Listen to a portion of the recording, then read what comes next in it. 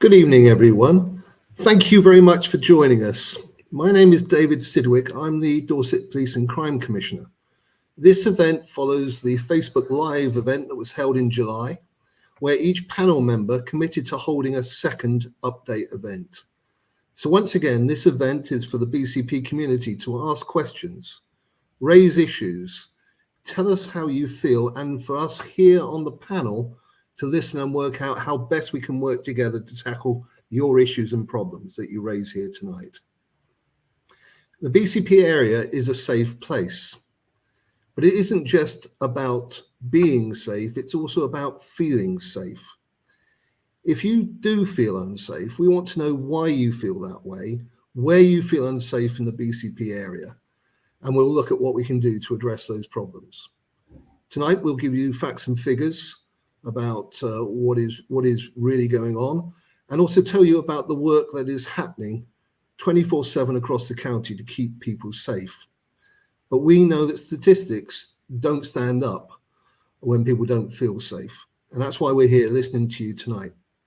It's probably useful if I explain what the Police and Crime Commissioner does.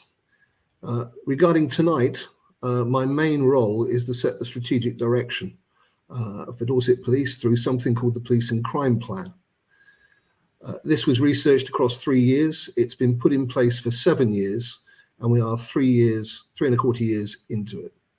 Its main priorities are to cut crime and antisocial behaviour, make the police more visible, connected and engaged, fight high harm and violence, fight rural crime, put victims and communities first, and make every penny count for Dorset. We understand you may have questions, and some of those may in fact be very operational this evening. So I'm joined by Assistant Chief Constable Mark Callahan, who will host the evening. He'll introduce the other members of the panel and direct the questions that come in. The panel will then give you the answers, and we hope that we are able to answer as many questions as possible in the hour that we have. Thank you very much, and I'll hand over to Mark Callahan.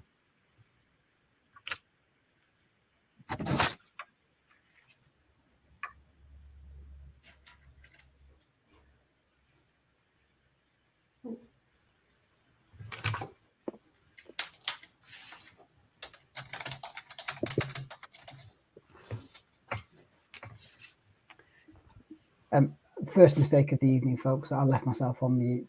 I'll try not to do that again to try and cut background noise off. We're all human. So apologies. Thank you, David, for that introduction. Obviously, I've already been introduced by David. Mark Callahan and I'm the Assistant Chief Constable for Dorset Police with responsibility for local policing, crime and criminal justice. And I'm going to host this evening as I did last time.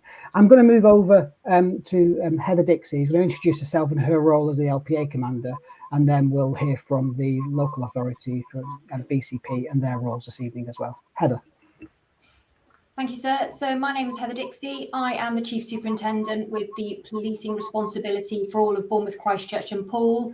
So that is everything from neighbourhood teams right up through to serious investigations within this locality. I'm also the chair of the Community Safety Partnership. So that is where myself, the local authority, education, other emergency services all come together to be able to work collaboratively to deal with crime and any incidents that deal within the BCP area. So on that note, if I may, hand over to Kelly Dean, who is from the local authority, who will introduce herself and others and their roles this evening. Thank you, Heather. Hello, everybody. My name is Kelly Dean. I'm the Director of Housing and Communities at BCP Council. I suppose one of our key messages that we want to get across this evening is that whilst levels of crime in our region are very low in comparison to other areas of a similar size, the safety and well-being of our residents and our visitors is our absolute priority.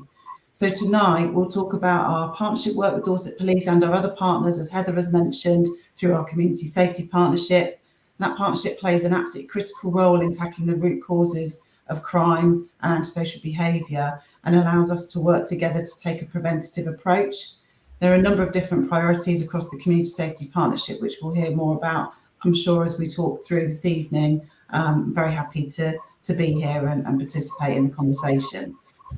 So if I can hand over and introduce Tina Symington, who is our Community Safety Manager from BCP Council. Evening, everyone. As Kelly said, I'm the Community Safety Manager for BCP Council, and also quite a lot of my work involves assisting the BCP Community Safety Partnership that you've just heard about, to work together to reduce crime and disorder in the BCP Council area. Many thanks to the police for hosting this event, and I'd also like to say thank you for all the really good partnership work that we do together. I'd like to hand over to Councillor Kieran Wilson to introduce himself. Thank you. Thank you, Tina, and thank you to Mark and Dorset Police for inviting myself and the council to this event this evening. I'm the Cabinet Member for Housing and Regulatory Services. Within that, there is the responsibility for community safety, which on a practical level means that we as a council have a real role in reducing antisocial behaviour. I work really closely with Kelly and Tina in order to do this. The unfortunate thing I'm very fortunate to work with them, but the unfortunate thing about going after them is that I'm at risk of repeating a lot of what they've already said. So I'll try not to do that. But I just want to kind of say, as a resident for nearly 30 years now, I believe that overall we live in a really, really gorgeous place that's overall very safe. And I think the key is to try and maintain that and improve the area to ensure that it stays a lovely place that we all know it to be. And that is why, as a council, and despite our constraints, we're really, really keen to play a key role in trying to maintain that. So really excited to take questions. I'll leave it there and look forward to hearing the public's views. Great. Thanks, Councillor Wilson. So folks, I'd encourage people, and some people have already started putting comments and sort of questions in the chat. Please do that, and then we can pick those questions up and we'll go through them this evening. Obviously, we're not going to be able to go into detail of individual cases that may come up, obviously, but we will obviously pick those comments up, and if need be, we can be in touch with people. So try not to comment about your individual cases as they come up, obviously for confidentiality reasons. So if we can have the first question, please. So Mark Dean, your question is, why aren't police dealing with minor crimes? Also, someone that's been raped hasn't been dealt with, even though all the interviews were completed nearly 10 days ago. Heather, a very police oriented question. Are you okay to have a go at that? Yes, I'd like to understand sort of more of what Mark's saying there, really. So,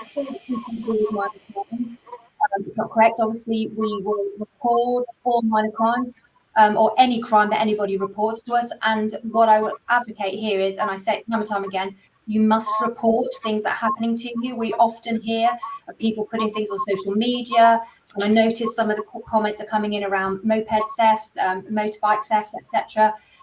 You must report those to us, because the more we know what is happening, the more we can target in particular areas and particular localities, and you give us more information as to who may be committing these offences. To report all of those crimes, you may receive face-to-face with a police officer, or you may go through a reporting mechanism where you will receive a desk-based response from an officer or a member of police staff to deal with your investigation. So yes, we do deal with all minor crimes where we can, and where there are evidential opportunities to be able to understand who the offender is or who the suspect is. So please, as I would say, please do report all of those. In response to the rape question, very difficult for me to comment on. I'm not sure what you're going to there around a particular individual. We take all reports of rape and serious sexual assault extremely serious. It is one of the most harmful crimes that can happen to an individual. So we will, and always will, listen to a victim when they report an offence such as that to us, and we will work with them to bring those offenders to justice and put them before the court. Mr. Dean, I would advocate, if you have a particular issue that you are not feeling in response to that, I would advocate you please to contact us separately. I don't want to go into detail because it wouldn't be fair on that victim to be discussing them in such a public place as this. So, but please do get in contact with us separately. But I will advocate violence against women and girls is really very, very high on our agenda, seriously. We are working very much with our partners around tackling this. We've done significant work throughout the summer and in the past year around visible policing within the nighttime economy, where we've seen a real reduction in violence against women and girls offences. We have operations where we put plainclothes officers out as well to be able to identify concerning behaviour from potential suspects. And we're working with our licensed premises as well. They've had additional training, as have the RNLI and other persons throughout the summer, to identify persons that may or may not be about to commit offence, and they report them to us. And we have actually had some very good quick time arrests where we have had some offences happening due to the work that we've done together and identifying those offences. We have seen a reduction in reported sexual offences and rapes year on year. We recognise, though, that people will say that there is a porting issue there, which is why I say again, we take it seriously, and everyone who is a victim of sexual assault must indeed report that to us. I don't know if we have anyone else wants to talk about VORG, but I'll leave it there. Great, thanks, Heather. I'm just wondering whether, obviously, Kelly or Tina, just from a wider partnership work, because obviously the Community Safety Partnership does work around VORG offences as well. Is there anything that you'd just like to add, just to provide your perspective? Yeah, I can cover that, Mark. I think it's important to emphasise the fact that violence or tackling violence against women and girls is a priority for the Community Safety Partnership, and that means that a number of different partners working together, not just to deal with the issues and those terrible experiences that people are going through, and to work to make sure that crimes are reported, that crimes are detected effectively, and that we're all working together to manage risk. But also the absolute key emphasis is on prevention. So it might come from the point of view of improved street lighting or more CCTV, or very straightforward measures that help people to feel and be more safe. But it also is about education and making sure that that we challenge some of the behaviours that we see that lead to some of the really very difficult issues that come up in this space. So there's an awful lot of work with our education services, with schools. The police do a great job in terms of the Safer Schools team, a very wide and broad range of different training and education programs that happen there. But I guess one of the key, what I would say to sort of finish that off really, I suppose, is we are driven by evidence, and we're driven by an understanding and developing a deep understanding of where the issues are and what the impact looks like. And a really key part of all of our work across the Community Safety Partnership is that as agencies, we can't fix these issues alone. We need our communities to work with us. And that's a really key part of the work that we do within the council and within Dorset Police and across that partnership setting.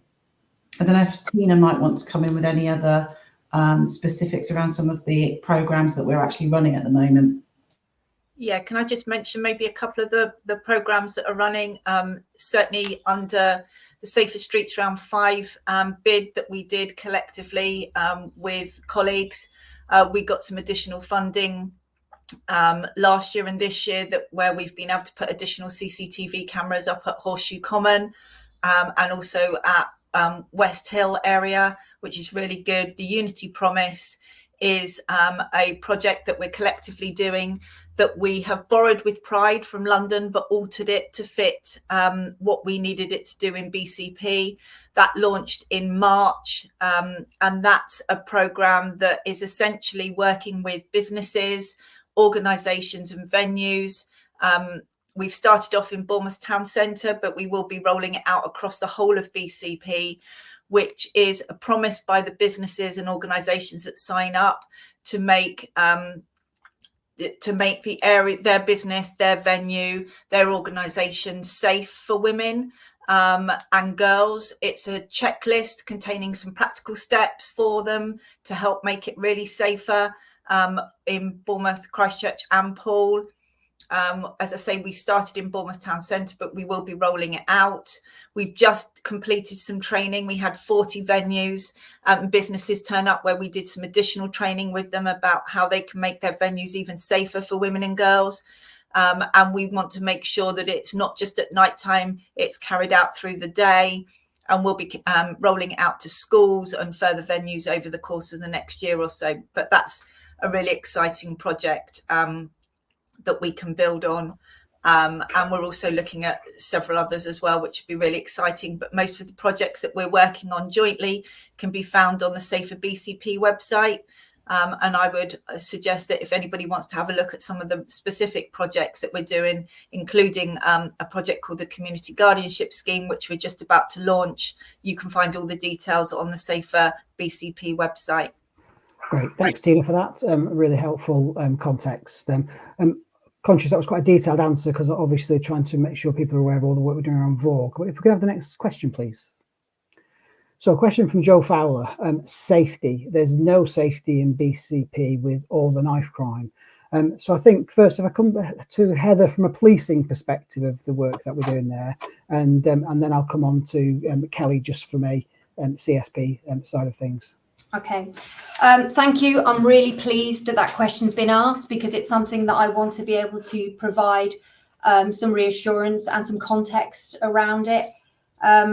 Firstly, I'll say there is without doubt a negative perception on social media, etc., that Bournemouth is an unsafe place, or indeed all of BCP is an unsafe place, that we are having stabbings, and indeed so, hence the question that you've asked, stabbings and knife crime. I want to try and put that some context. That is not the case. Yes, we have had some serious incidences that have been extremely devastating to people, but Bournemouth is an area very similar to across the country. We're not alone in experiencing some of these issues and experiencing knife crime becoming more prevalent and known to the general public.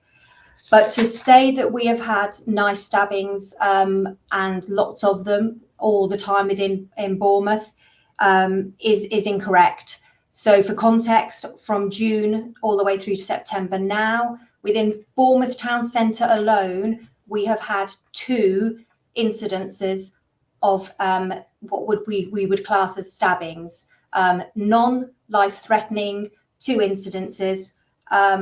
So this is not happening every single day.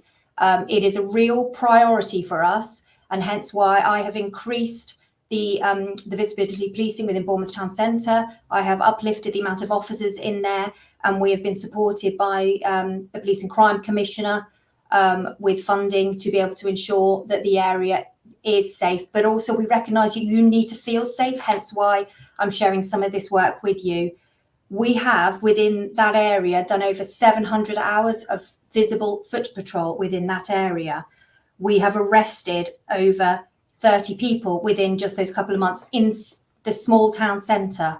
For that, we have stopped and searched many persons and prevented any offences, further offences happening within that time. Sexual offences in the same area, I know we touched on VOG, is down by 10% within that local area. So I want to reassure you that knife crime, because of the work we're doing, not only within policing, but very much in line with the local authority and within a community safety partnership, is coming down within the area. Knife crime is falling, but we recognise it is important and we will still continue to treat it as a priority, and further work will be done. We have done many operations jointly together, and we work very closely with Changes Are Made. So Cameron Hamilton's family, who are very much around trying to do a lot of preventative work and education with our young persons that live and visit the area. We treat it as a priority, as I say, but I just wanted to advocate some of those statistics for you to say we are not having stabbings every day. Bournemouth is a safe place to live and visit, but there are societal problems within there that we recognise and the local authority recognise, and we are working jointly to tackle that. But we've had two within the air. 2 is too many, I completely agree. But I would just want to reassure you that it is not the knife crime place that is being presented within some social media channels that you seem to think it is. So I just wanted to reassure you. I'll probably will bring in either Kelly or Councillor Wilson or even the PCC, because I know you all want to sort of reference this. So I don't know who would like to so around some of the work we're doing there. Thanks, Heather. Let's bring Kelly in, and then let's bring the Commissioner in from his perspective. Kelly. Thank you, and thanks, Heather. It's good to hear those stats and to put it into context. As you say, though, any loss of life through knife crime or issues like this, one is too many, and that's why we've been working with, as you mentioned, with Cameron Hamilton's family around their Changes Are Made campaign. And we're in a period, and have been for a while now, of really focused activity together as a community safety partnership. So that's health, probation, it's police, it's education, it's the council more broadly. Lots and lots of partners working together, and there are so many initiatives that I think it couldn't possibly do it justice in the time that we have here. But we've really worked with the community to try to understand what the root causes are and what the concerns are with young people, so that we can understand why some young people feel the need to carry weapons. And we need to be able to break down some of the myths, which is really the point that Heather was trying to raise, but also to really tangibly tackle the root causes of this as an issue, which, as Heather's already said, is something that we've seen an increase across the whole country with. But we do have a number of really interesting initiatives, and again, I'd advocate, if anyone is interested to see what is happening, then all of the information is available on our Safer BCP website. Perhaps we can put the details for that in the banner so that people can reference it. But I'll leave it there because I know that David wants to come in. Thanks, Kelly. Commissioner. Thank you. Yeah, I just wanted to echo what Heather and Kelly have said. From the point of view of the data that I see, when I'm looking at the number of knife offences, for example, across Dorset, it's exactly the same level as we were 4 years ago, and you wouldn't get that sensation from looking at the press. I know there has been some very unhelpful comments in the press where they took the whole number for the whole of Dorset for knife offences, not stabbings, and related that to Bournemouth and said 300 in Bournemouth. During that time period, there was 4. And so I think we have to be very clear. What we need to do is make certain that we understand the reality, because the reality is that it is a safe place. We need to make certain that we work really hard to stop our young people carrying knives. That is the national issue which we need to work on.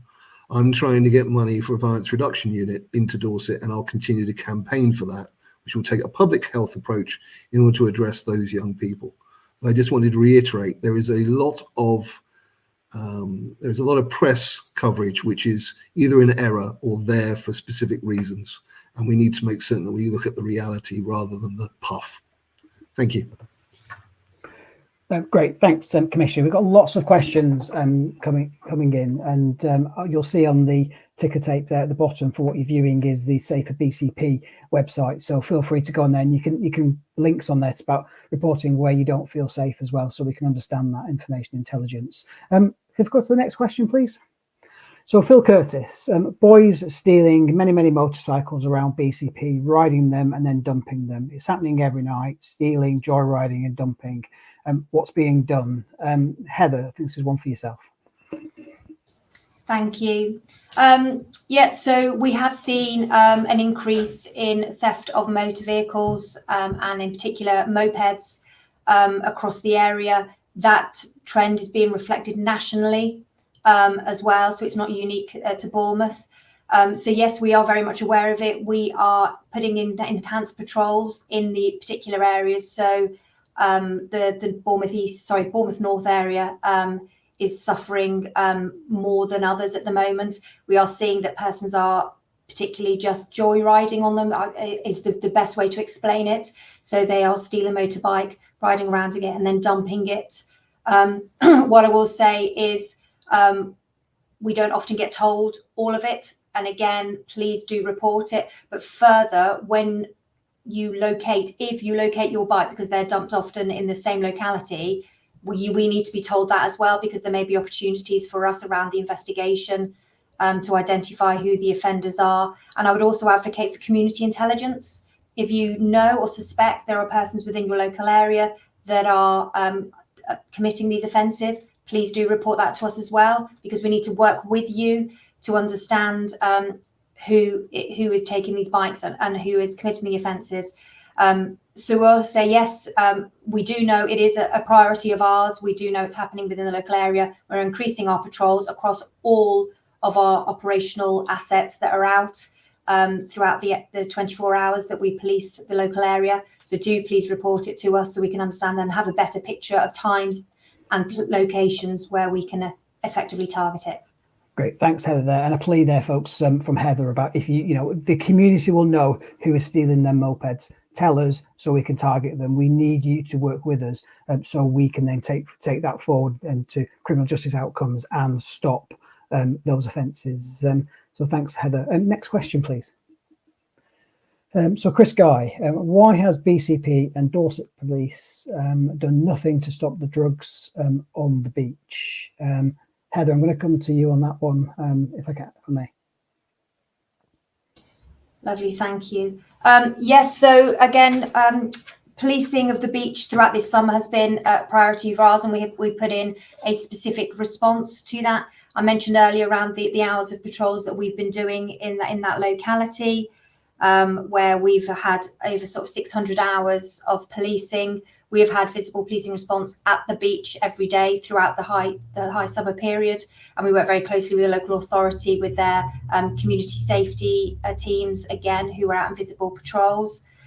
Where we find offences of tackling of evidence of use of drugs, we do target, and we have arrested persons throughout the summer to be able to deal with that. The beach increases by, correct me if I'm wrong, Kelly, about 250,000 people are on the beach every day. It is a vast amount of people that come to the area specifically to come onto our beach. So it is a huge policing operation that we have to do, which is why it's so important we work collectively together with our partners on this.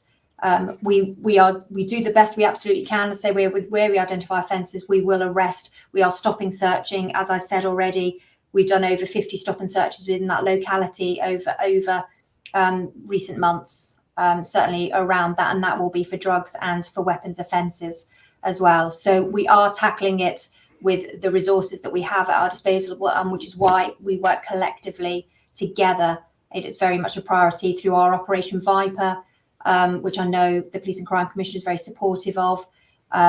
We have active operation days where we bring in other partners. I won't go into too much into the tactics that we can use, but we can identify persons, and we're very strong on our county lines work, where we target people who we know are bringing drugs into our county, and we've had good successes where we've arrested and put people into prison for those offences, and we have reduced the amount of strong county lines offenders that are coming into the county on a daily basis, causing harm to our local communities, and we've made significant changes in those particular areas as well. I don't know if anyone else would like to comment. Yeah, so thanks, Heather. I'm just going to bring Tina in from the CSP side of things. Tina. Yeah, just very briefly, about 2 weeks ago, we started a multi-agency joint task and finish group to look at the drug dealing and drug taking in and around this area that we're discussing.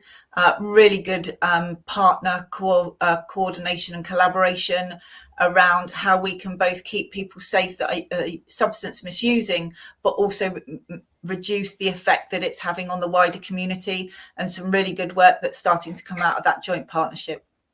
Great, thanks, Tina. And of course, Heather said there about the activities from policing. One of the big things, well, you just never know what type of police officers are around. We do have covert and overt policing as well, and focus on those areas, so we can keep the criminals on the toes, in effect, in those areas, so we can try and catch as many as we can.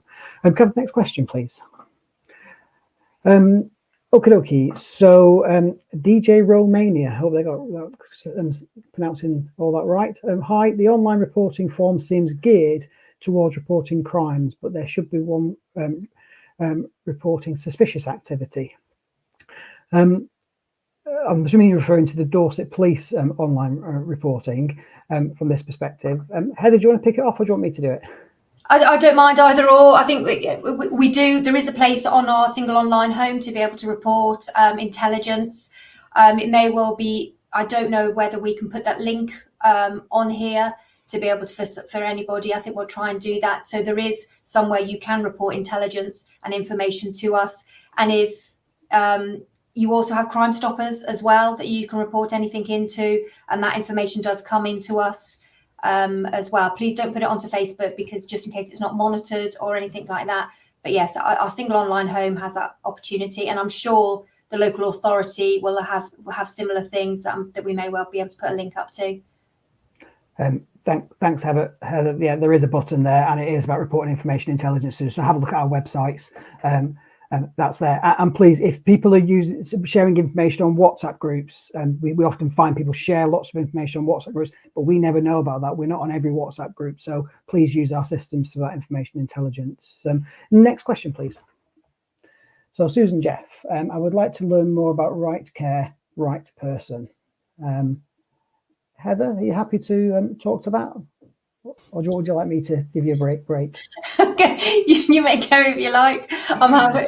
I can chip in if you want to talk. I'll give you a break. I'm hosting, but I'll give you a break. So right care, right person isn't policing stopping doing what policing does. It's about us working with our partnership, collectively, the health service, local authorities, to make sure that members of the public are directed to the right service. So policing can deal with policing, and our partners who want to know and want to deal with the cases.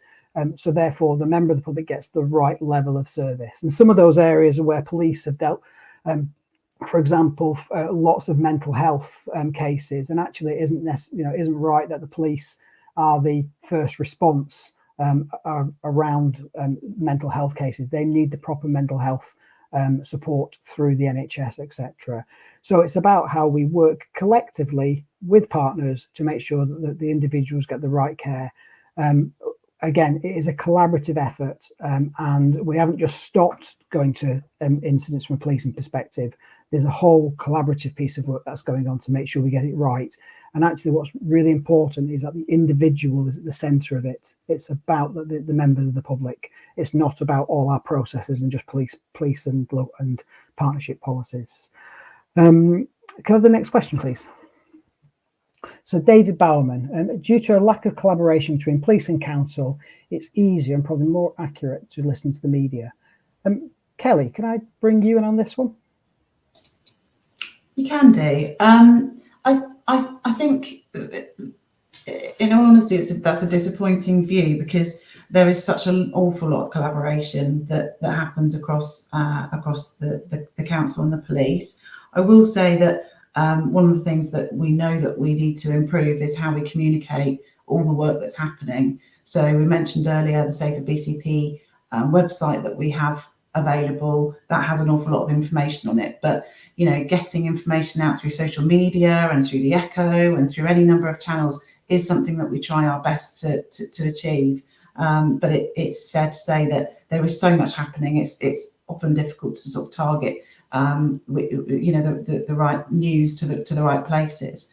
But our collaboration works across, from I know later on there's a question about the scooters on and cycling on the prom.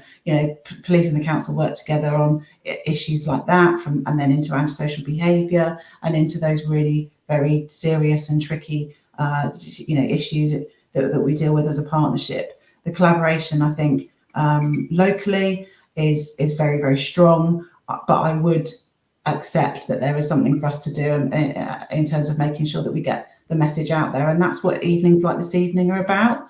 We're really trying to make sure that you hear from us directly, and that we do get the message across around the great work that is happening, that is having an impact. Great, thanks, Kelly. And Councillor Wilson, did you want to just come in from your perspective as a councillor? Yeah, cheers, thanks. I just wanted to kind of reiterate the points that Kelly have made, and she kind of missed out the fact that we actually have CSAS officers that operate out of the police station, who are our community safety accredited scheme officers, and they're constantly sharing intelligence with our police partners, and just generally on a more strategic level, there's constantly meetings and conversations going on between the police and the council in order to try and tackle a lot of the issues that have come up tonight. There's always stuff that we can be improving upon, no doubt, but generally the level of collaboration has been really good. Great, thanks, Kieran. Next question, please.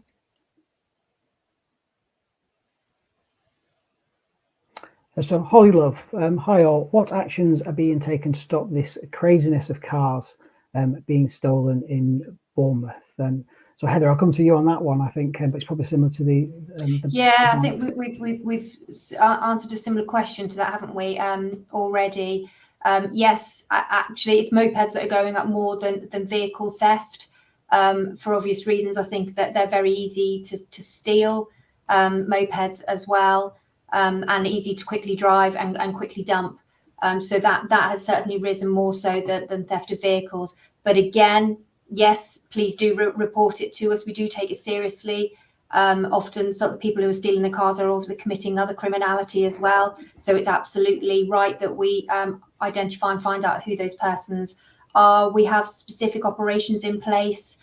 Joint patrols between obviously our local policing teams, our force operational teams, to target particular areas, as I say, and where we can potentially any forensic evidence or any CCTV evidence or any intelligence at all that tells us potentially who might be committing those offences, we will deal with that. We have had some arrested very recently for stealing cars in the area. So I hope that highlights that we are taking this seriously and we will bring people to justice where we have the evidence.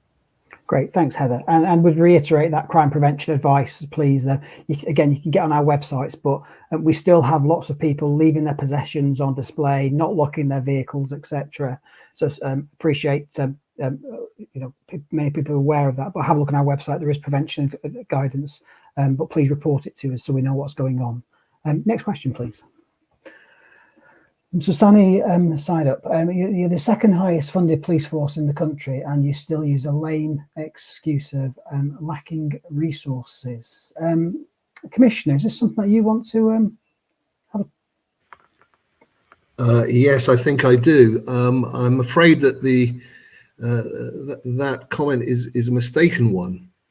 Let's be very clear, we are the second lowest funded force in the country when you look at the funding from what's called the national grant. Funding into the Dorset Police comes from two directions. It comes from the national funding formula, which was set up in 2013 and is well out of date.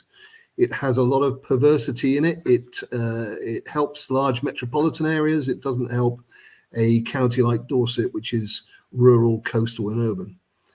But there's a couple of other things as well. So we get the second lowest grant from there, but also the funding formula doesn't take into account sparsity, so the fact we have a rural county, but probably more importantly, and it talks to the issues that we have, particularly along our coast, we don't get an extra penny for any tourist. So in effect, Dorset police not only the population of Dorset, but whoever else decides to turn up in the summer. And I'm afraid the wicked scenario that eventually causes is the fact that in Dorset, 51% of Dorset police is paid for by the local residents. In other parts of the country, it can be as low as 20% paid for by the local residents. It's something I'm passionate about in order to change because it's unfair. And I'm asking the MPs, the ones who were recently elected, as well as those who were retained, I'm asking them to join me in a collective endeavour.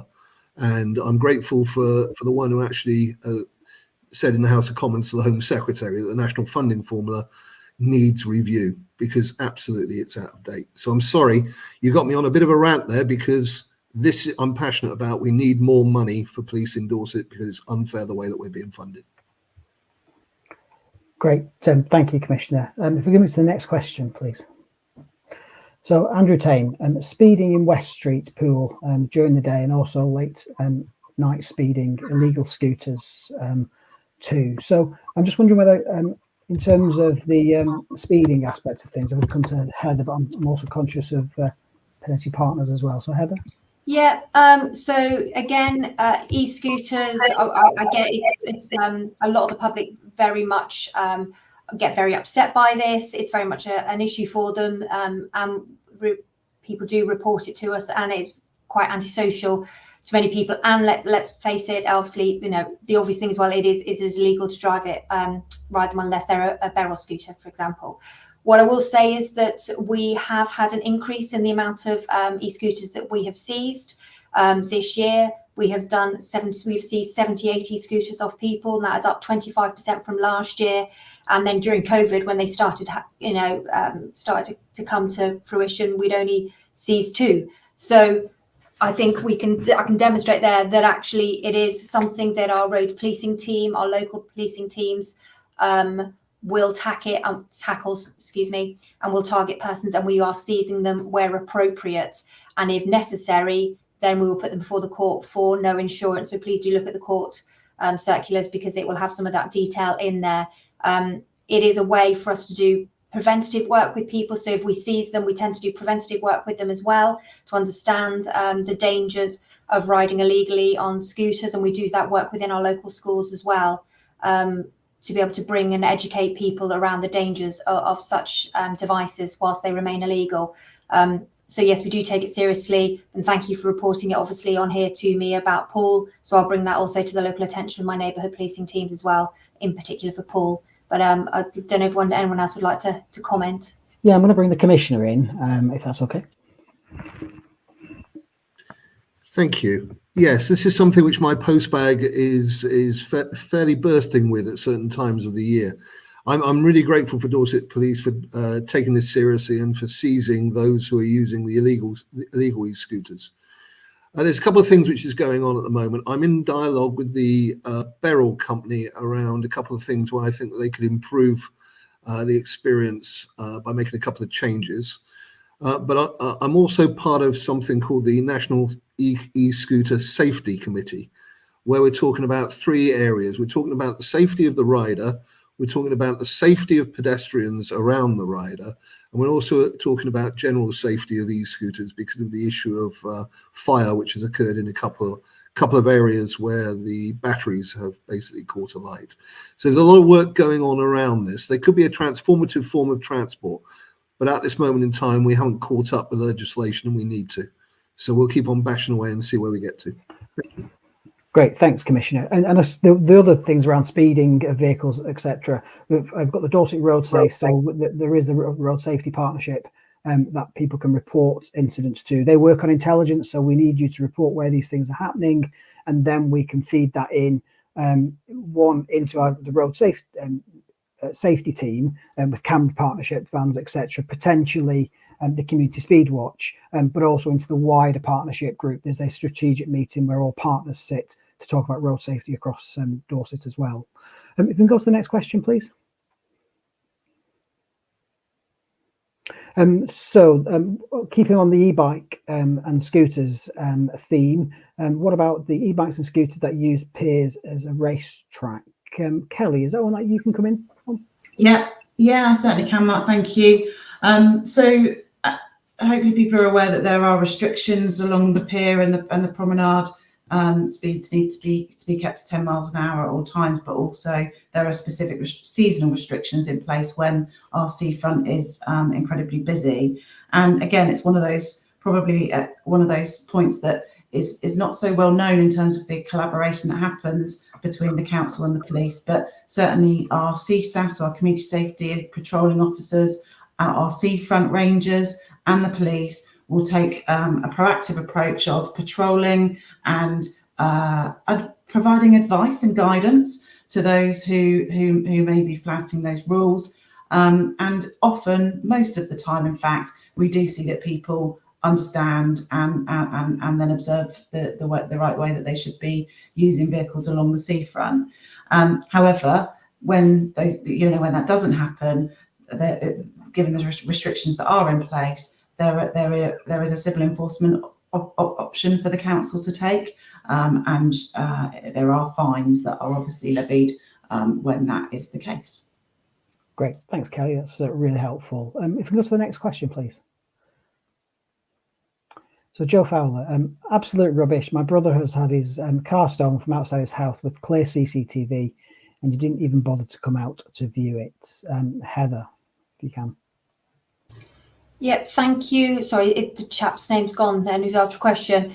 Fowl, thank you, Joe Fowler. Not, please, can we get into contact with us around that? If we have evidence, if you're telling us there is CCTV in existence that shows the offender, it's got a clear facial shot. It's not just the CCTV of it happening, but with a good facial shot, or with a real clear description of their clothing, or potentially if they arrived in a vehicle or anything like that, that would support and be able to help us identify them, then that is information that we absolutely do need to know.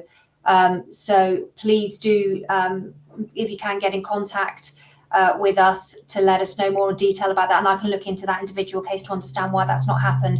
But where there is CCTV evidence or any evidence that exists that supports an investigation, then we will and we should be seizing that from either the victim if they have it themselves, or from wherever that evidence comes from. Thanks. Heather, if people want to make a complaint and are not happy with the level of service they're given, what's the best way for them to do that? So you can do it on our online pages again through our Dorset Police website. There will be a link there if you want to make a complaint about Dorset Police. We have our professional standards department as well. Again, there should be links there if you want to make a formal complaint in that way. You can also potentially, I'm going to drop the PCC in it, but you can contact the PCC's office. So there are many ways within which, if you want to make a formal complaint, you can do so, and it will be fully investigated. Thanks, Heather. And not, we say make a formal complaint. If you're just not, you might want to make a formal complaint, but you might want to say, raise the fact that you don't think you've been given a service. That doesn't have to be a formal complaint. That can be through our single online home, raising the issue through, into our controls. You don't have to ring 101 and speak to somebody. Pop it in there, and it'll go to the right commander. So if it's to Heather, one of our superintendents, to make sure that we can follow that up. So if you're not happy, please contact us around it. David, did you want to come in on anything there? Yes, thank you. Yes, I mean, Heather didn't really throw me under the bus, because it's exactly what I do. If somebody is upset about something, there's been a failure in service, and they want to highlight it to me because they don't want it to happen as a general issue, then I'll always take it up. I speak with the Chief Constable on a Monday morning in order to basically address issues which the community have given to me. And that could come from a meeting, it could come from a thread where there's a number of people writing to me about specific issues. It's all about trying to improve the service of Dorset Police for the public. Great, thank you, Commissioner.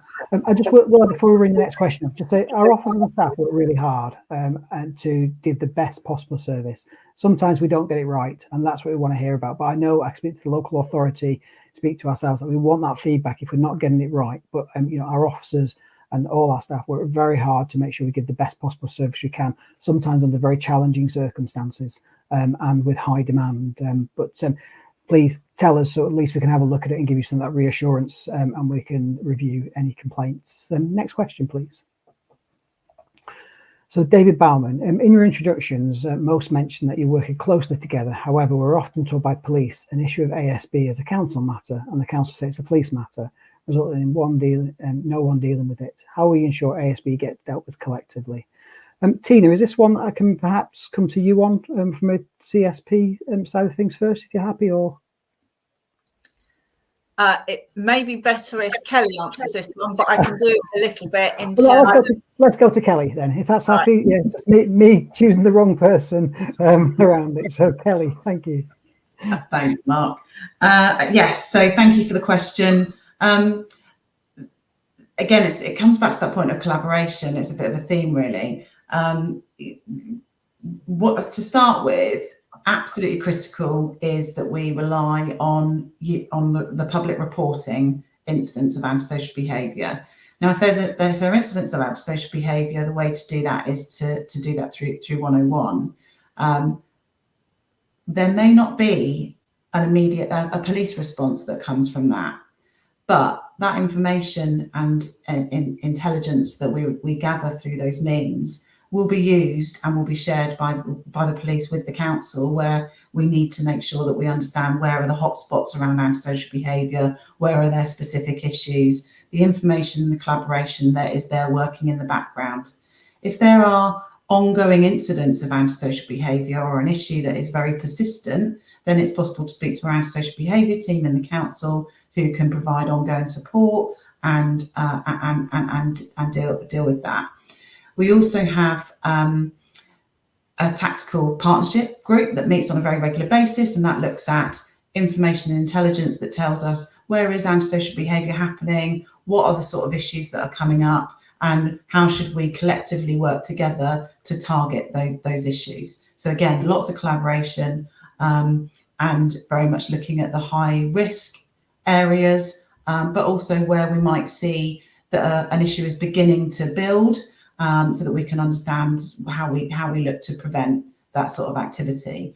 And then just finally, just to mention the community safety partnership in that, one of the community safety priorities is around improving neighbourhood safety and working with communities to do that. So from a more strategic perspective, again, we're thinking all the time about how we can work together collaboratively to do that. So again, a lot of work happening. If there are any concerns relating to specific cases, and I know that there was a mention of somebody who felt there had been antisocial behaviour going on in their area for a very long time in questions, please do contact the antisocial behaviour team at the council. We're there to provide advice and guidance. And sorry, I know you want me to finish, Mark. One final thing is, we do actively use, there are lots of powers that the council has available to it, as well as the police, but on antisocial behaviour, mainly the council, working around civil action that we can take. That might be a warning, it might be an injunction that is very powerful and even could include a power of arrest with it. But again, all of that is about multi-agency working and really each partner using its respective powers to the best of our ability to tackle the issues. Thanks. Is it worth, Kelly, just referring to the different types of ASB that we have and how we deal with sort of nuisance, personal, etc., just so we can explain how we categorise it and deal with it? If you could just very briefly for us. Yeah, so I mean, there are lots of different categories of antisocial behaviour, and even environmental antisocial behaviour is something that we see an awful lot of reporting of, and that there's a question that will come to, I hope, around fly tipping. But you know, there's antisocial behaviour that if it's affecting you personally, there is support and there is guidance that is available to people, as well as then your more nuisance related antisocial behaviour, which might be noise. The council has an out of hours noise service that is there to deal with issues relating to noise, and that we have a different set of powers, but certainly have the ability to serve noise abatement notices and take action where those issues are there. So there are a number of different factors to consider, and antisocial behaviour affects people in lots of different ways, but we do have powers, we do use them, and we do work collaboratively to deal with it. Thanks, Gail. That's really great. Thanks for just clarifying that. I think we'll go to the next question, please. So, Amy Walker, my car was stolen 3 weeks ago, and I was only contacted 2 weeks after. Today, I had an email saying my case was closed and no further investigations are being taken, even though 2 days ago I received a call stating the investigations are underway. Heather, are you able to come in on this one? Yes, Amy, I'd like to talk to you separately because I'm reading your crime report here. So I have got it in front of me, which obviously I'm not going to go into detail with, so I can see how the investigation has progressed, and the CCTV that you mentioned within the chat around that you've submitted to us as well. So I'm aware of how the investigation has progressed. From what I can seeing it, we have no specific evidence that we have available to us at this time that establishes or enables us to identify who an offender is. We do know we have an issue with that particular vehicle being stolen nationally. So this is part of an investigation nationally to see whether there is organised criminality involved with that particular vehicle theft. So your crime report will form part of that picture, that if we are working with our local regional crime teams, again, and national crime teams, to try and identify who that coordinating group of criminality is. So hopefully we can identify them and bring them to justice as well. But for your particular vehicle crime, sadly, at this time, there is no evidence that supports that we can identify a suspect at the moment. So apologies for that. Thanks, Heather, for that great update. Next question, please. So Tori Lou, and the knife archers need to be used in Poole and Bournemouth regularly, not just as a PR exercise. If you have the equipment to save lives, then use it. Again, one for you, Heather. Yes, so we do have knife archers now. That we purchased some earlier in the year. We do bring them out when we use them for as they say, for a PR exercise, as you call them. So when we have national knife crime awareness weeks, again, that we very much publicise. We have used them throughout the summer, working collaboratively with the local authority on the 8 weeks of action that were around knife education. So they were used in the gardens there. We used them with British Transport Police at the railway station, where people are visiting us. So we do use them, and we've used them in Poole as well throughout the summer period on a regular basis. And if you go to any of our Facebook pages where we are using them, you will see them on there when then we put them up. So yeah, they're a good piece of equipment that we do use. We have to be very realistic as to where we use them, because you tactically need to be able to get people to funnel and go through the actual knife arch rather than avoid it. But yes, we do use them. So, and I'm glad that you have an awareness of them, and you're in favour of us using them. So thank you. Great, thanks, Heather, and thanks to the Police and Crime Commissioner, because he funded those knife arches for us, and also the wands. And if you follow us on social media, you'll see in the nighttime economy and wider, our officers are using the knife wands in the streets, etc. If I could just go for one final question, and then we'll hand to the Police and Crime Commissioner to close this event this evening, which is just run for an hour this time, but we will endeavour to try and answer more questions offline from this perspective. So David Bowerman, how many fines have been issued for fly tipping in the last 5 years? Fly tipping is clearly advised to be reported, but offenders are never dealt with. Kelly. Thanks, Mark. I don't have the information to give you for 5 years, David, but I do have the information for the last financial, since April 2023. So we've issued 73 fly tipping penalty notices since April 2023, and 15 have been issued in the last month alone. The other action that we've taken, there was a change in legislation that allowed us to increase the amount of fine that is applicable to a fixed penalty notice that is issued for fly tipping, and that has now increased to the maximum of £1,000 in BCP. We do take fly tipping very seriously. It is dealt with, it is actioned, it's investigated, and we also, as well as the work that we do in terms of understanding where the offences happen, tracking the offenders, and looking to issue enforcement action. We also do an awful lot of work around education and making sure that people understand that fly tipping is an offence, and promoting that sense of good citizenship in terms of dealing with waste. So certainly a lot of action. We can provide the information about the longer term period offline, but that's 73 that have been issued since April 2023. Great, thanks, Kelly. I'm going to take one final last question, just because it's one I think we need to answer, and then I'll hand over to the Police and Crime Commissioner just to close us. So it's from Beverly Squires.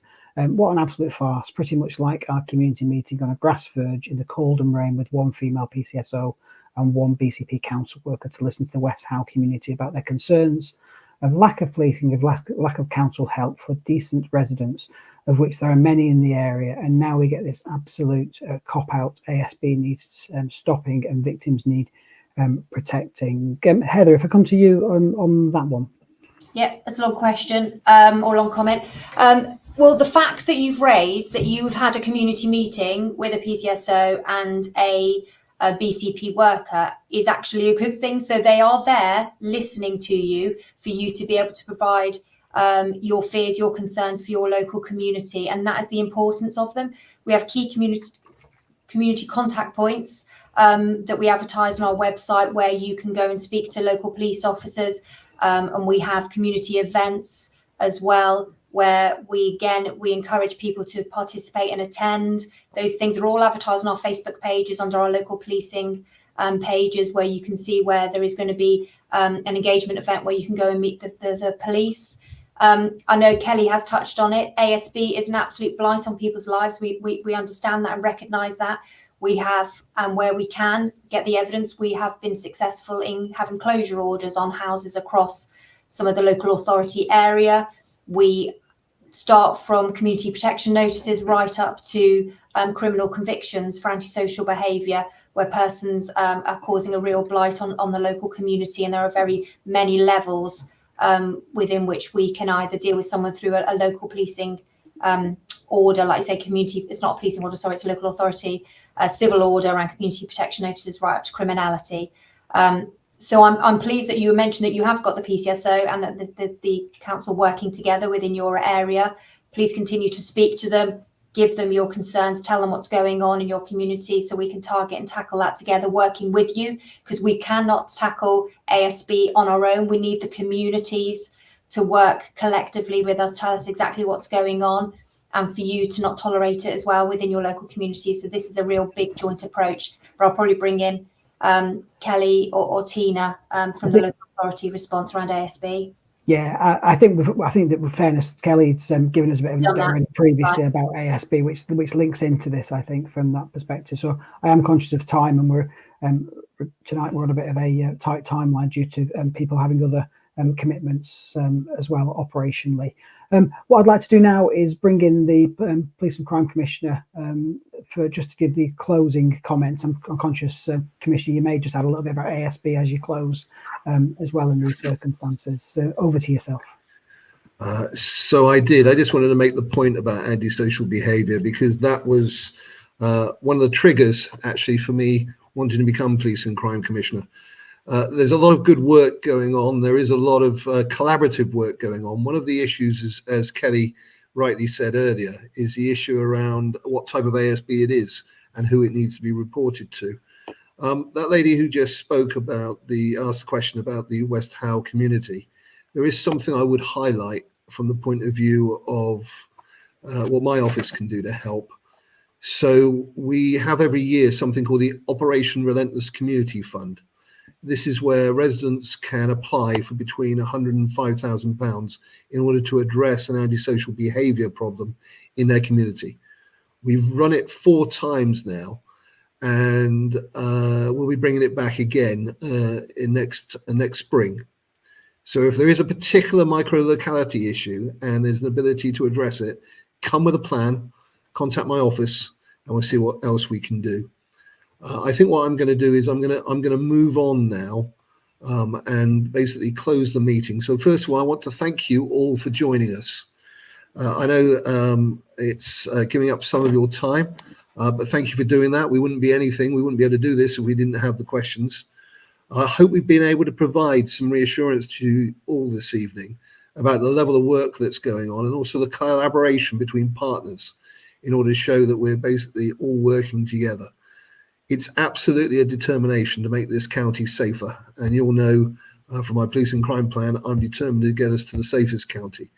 We'll only do that together with all the hard work. And we hope that you'll be able to work, live, and indeed visit BCP and have a safe and wonderful time, which is what the majority of people do now. Thank you very much indeed. And thank you, David, and thanks everybody. Have a good evening. Thank you.